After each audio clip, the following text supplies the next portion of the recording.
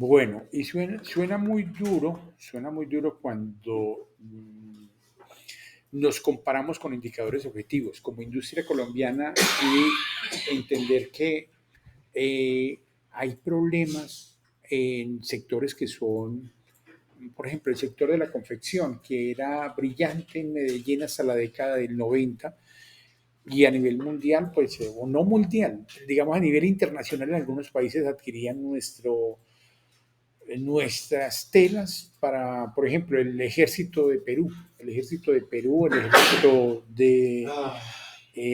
Bolivia, lograron comprarnos durante más de 2 décadas las telas para no solamente la intendencia de sus soldados, pues los uniformes, sino también para comercializar todo lo que era lencería de camas, lencería de hogar, de alcoba. Ellos eran países que consumían bastante. Venezuela nos compró mucho textil, aunque Venezuela pues también tenía unos beneficios de lo que le entraba por Estados Unidos, entonces competíamos allí, pero nuestra empresa textil era una empresa que competía. Hoy en día ya nuestros niveles de productividad no tienen ese grado de competitividad. Está el clúster de moda Medellín, precisamente se pasó a moda y confección avanzada, porque la confección tradicional no tenemos cómo competirle a los tigres asiáticos.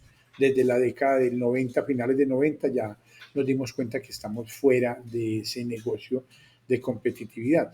Se ha tratado de rescatar esa voluntad y esa vocación de muchos antioqueños y antioqueñas que tenían eh, ese tipo de ese tipo de industria familiar, pero realmente no, pues es un clúster que las dos ferias que hace Medellín le dan una entrada significativa, pero es un clúster donde Brasil todavía nos opaca, donde México en este momento con la apertura que tiene ha desarrollado unos textiles y otra serie de productos en esa área donde no somos competitivos. Entonces, eso nos da una lectura interesante de lo que sería la gerencia estratégica y de lo que nos toca hacer. Entonces, nuestra ventaja competitiva hay que desarrollarla a partir de hacernos diferentes en un mercado. Entender primero cuáles son los límites de nuestro mercado. Si mis límites son nacionales, locales, municipales o internacionales. Muchos negocios se esperaría que se proyecten hacia lo internacional, pero la capacidad instalada, el modelo de capacidad finita que tienen no les da para poder responder. Como en el caso de Polito Sport aquí en Medellín, cuando hace estas negociaciones internacionales con Estados Unidos en el marco antes del TLC, y se compromete a hacer esta ropa para niños, pero es una empresa que sufre dos grandes pérdidas precisamente por no poderles cumplir a los contratos de abastecimiento que tenía con Estados Unidos porque su capacidad instalada y sus velocidades de producción no lo permitían. Hay otras formas de definir ese contexto competitivo y se hace a través de terceros. Esto lo llaman el modelo de prospectiva de escenarios. Es un modelo altamente costoso porque implica adicionalmente de definir esos elementos de base para la formulación. Eh, Esperen un momento porque creo que al abrir aquí las dos quedó elementos fundamentales por fuera. Bueno, aquí hay algo que se le dañó a este mapa conceptual, pero quería decirles que en la formulación eh, el análisis prospectivo tiene un problema y es que establecer los paneles de expertos es una cosa que cuesta demasiado a la organización.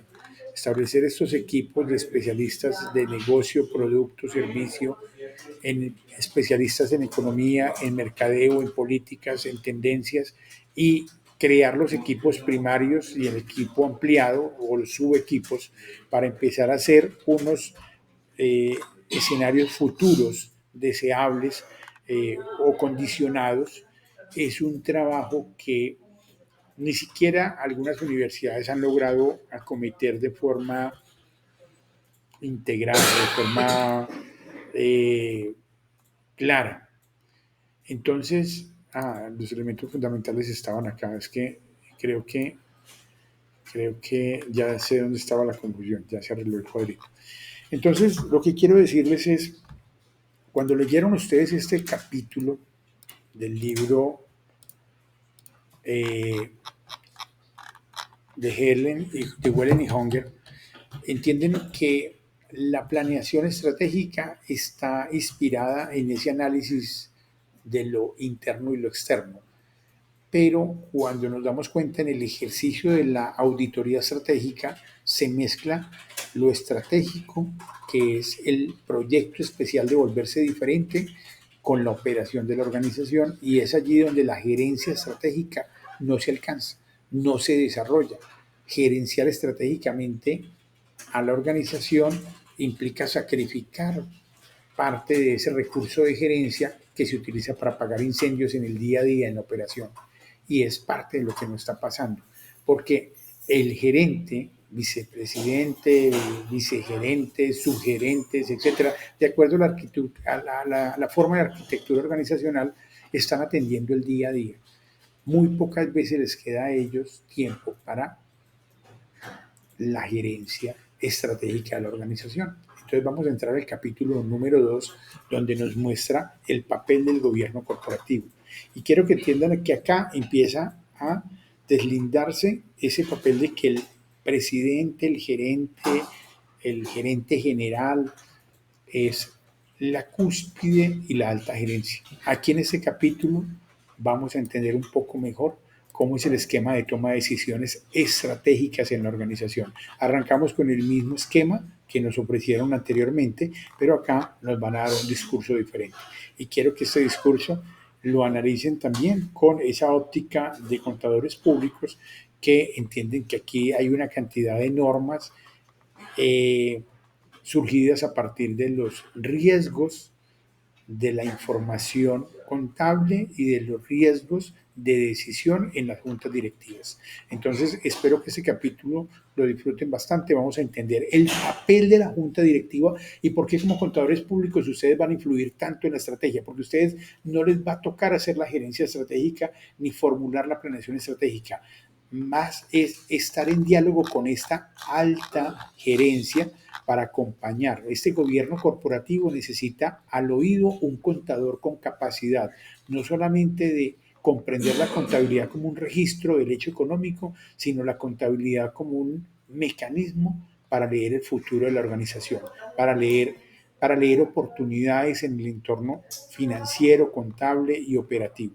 Por eso el contador debe conocer muy bien qué hace la organización, ir a conocer la planta, pero también conocer cómo hablar con la junta directiva. Entonces aquí se van a dar un deleite de